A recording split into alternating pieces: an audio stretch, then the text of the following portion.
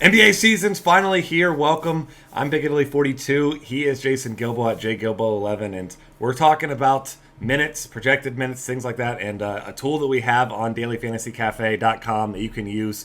We've already got some projected minutes in there, but we're going to run through those, and also you can make changes, and you can see the projections for the fantasy points as well, adjust accordingly based on you increasing or decreasing the minutes. So we're going to start off talking about one of each team for today. There's obviously only 6 teams playing. It's a small 3-game slate. So starting off with the Hawks, this is one of those teams that's kind of, I won't say frustrating, but we've seen many times with, the backups get it going and you just see them get extra run. We see Jeff Teague every once in a while has those random games that are competitive and he plays 24 minutes, things of that nature. So one of those teams you kind of want to monitor here. So is there anybody on the Hawks here that you're seeing as like maybe a sneaky kind of play, someone who might stand out because it's a 3-game slate, so it's slim pickings here. Yeah, I mean, you got to look at Bazemore, especially with the shooting guard eligibility. Going to get a bump in minutes with DeMar Carroll gone out in Toronto. But like you said, I mean, this is an incredibly deep team. Now they added Thiago Splitter. I mean, that was a big pickup in the offseason. It's going to add to their depth on the inside there. I think Millsap and Horford probably your safest plays for minutes there. But, outside of those, you're getting a little risky with guys like Korver, Teague, Schroeder, those guys as well.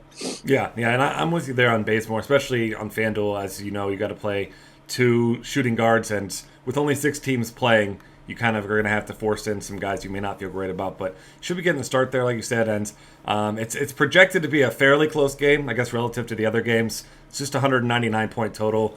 Atlanta favored by 6.5 in this one, and it's a new look Detroit team kind of, so we'll get to that here in a minute as well. But outside of those main guys, really the only guys like you said that you're going to look at as GPP plays maybe. I'd be looking at Dennis Schroeder because we've seen him come off the bench and have a lot of production. I mean, the guy shoots well. He's stepped into that starting role at times and just kind of just filled right in. So I think I'd probably be more likely to pay down for him than I would to pay up for Teague, just because I think they could end up with similar lines on a night like tonight. So, all right, next up, talking about the Detroit Pistons, and obviously in this one, the only injury concern we did have was Kentavious Caldwell-Pope, but looks like he's going to be good to go here. So another guy who's got shooting guard eligibility that you want to look at there. Other injuries for this team. There's a couple of them. There's nothing too substantial outside of Brandon Jennings. Looks like he's going to be back Christmas. They're targeting or anticipated. So certainly don't be playing Brandon Jennings first day. You always see a lot of people with players that aren't playing or things of that nature. So it's going to be fun to take advantage of that at least for one day. But don't be the person playing Brandon Jennings. So. You want to be the person playing the right players. And this team, really the one guy that I like kind of as a value play, and I know you do, we were talking about him yesterday, Marcus Morris, but this is another one of those minutes situations because he's likely going to be splitting some time with Stanley Johnson. So I think at a small forward position that's really thin tonight as well, Marcus Morris is a guy I'm going to look at a lot. Yeah, I mean, you're almost forced to go with Marcus Morris here. He's going to draw the start. Kind of has seniority there over Stanley Johnson, but you could also see if Stanley Johnson gets it going, they ride the hot hand, but I think Morris is a safer play. But I still think it's kind of a jumble there with Ersan Ilyasova because they're all going to be balancing the 3 and the 4 there. Yeah, and I mean, right now we have Marcus Morris projected for 25, Ilyasova projected 28, Stanley Johnson 26, right along there. So I'm with you. I think that Morris, he's the more established player, obviously. He's the guy who's been around, not with this team necessarily at all, but definitely the guy that I think is just kind of your de facto safe option at small forward. And then, of course, Andre Drummond down low. If you're going to pay up, Drummond's the way to go.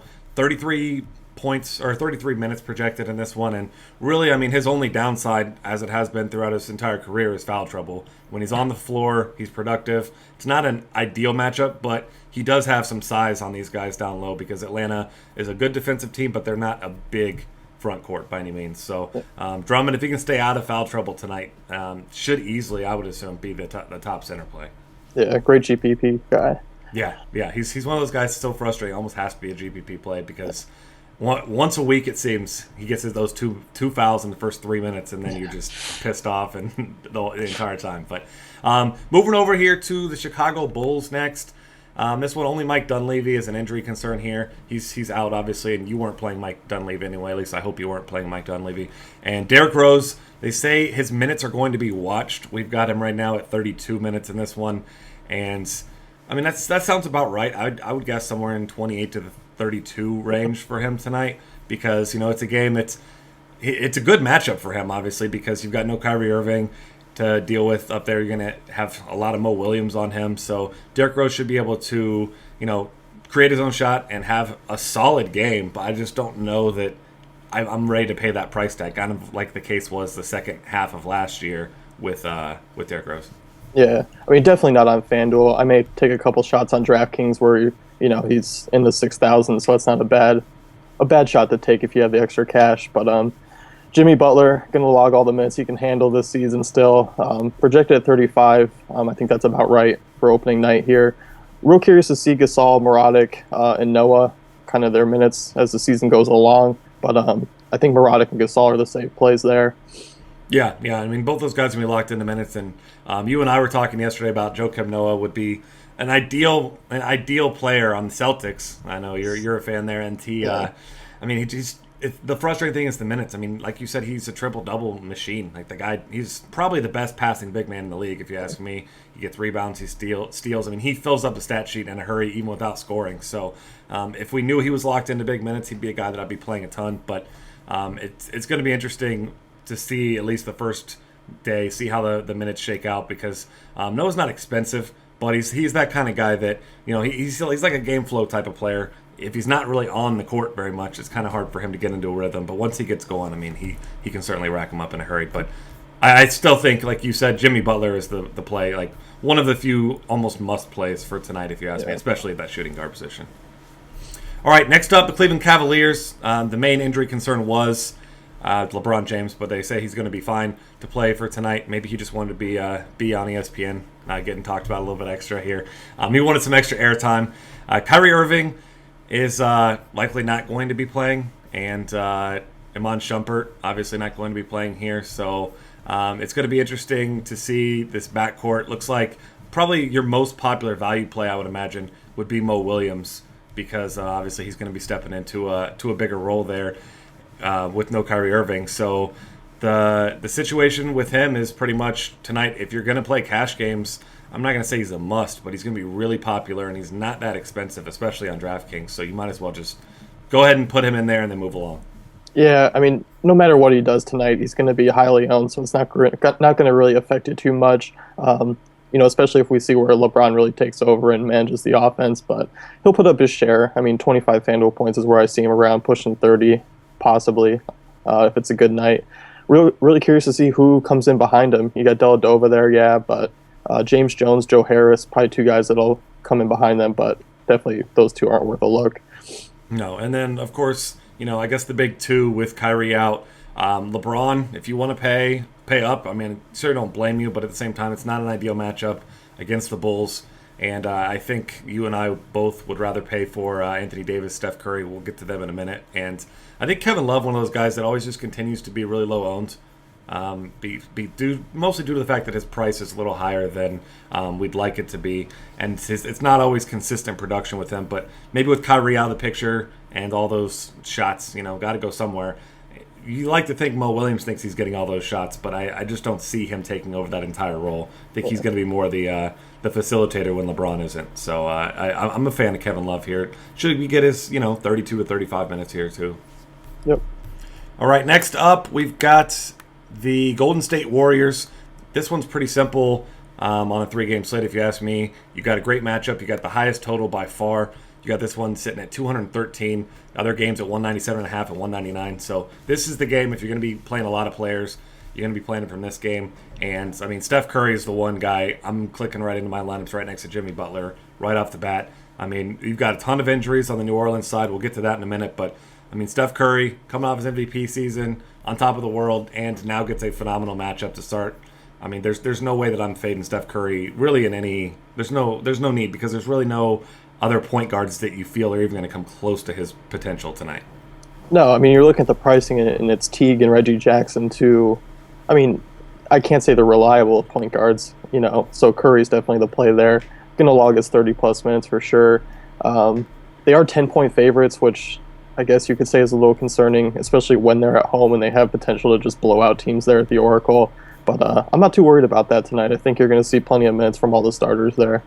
Yeah, another one being Klay Thompson, Yep. projected at 32. I mean, he seemingly plays almost exactly that amount of minutes, regardless. And even if they do end up with a blowout, like you mentioned late, got to imagine these guys are going to get their 30 minutes. It's not like they're tired from the long haul. This is the first night, so we'll worry about fatigue and things like that later on. But really, outside of those two guys, I'm not going out of my way to play any value plays. I mean, you get a high usage guy like Mo Bates, but he doesn't play any minutes. I mean, he plays. I think he averaged 15 minutes a game last year. So when he's in, he's a high usage guy. When everyone else is off the court, but just not a huge fan of his. But Sean Livingston, I guess, will be the other one that I would look at. He's projected at 17 minutes now, and we did see last year him playing alongside Curry at times, which most backups point guards aren't going to do that, but if you get him along the side of the starters with Curry, even for 7-8 minutes in this one, his production could certainly take a nice spike in your GPPs.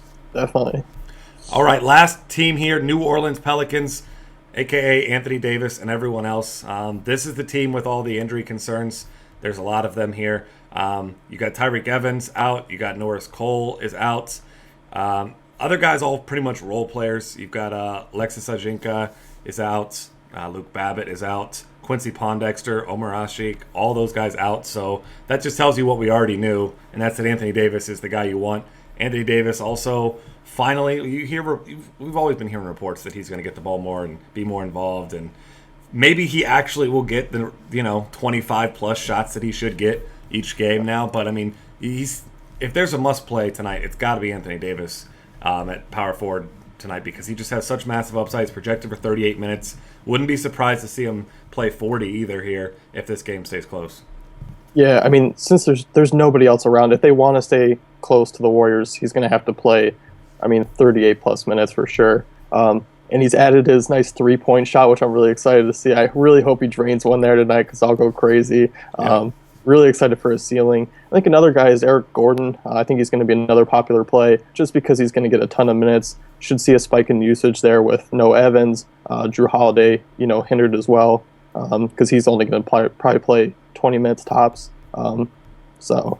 Yeah, that's a big key right there. He's going to be on minutes restriction, looks like, for at least a couple months. They say maybe up until January. So don't just he's not listed on injury reports, but just have that in mind as you're building your lineups, that don't expect much. And really, at his price tag, he's kind of unplayable because of that. And then one guy you had mentioned yesterday when we were talking that I'm on board with as well, that should see a spike kind of by default in minutes there, and that's Nate Robinson.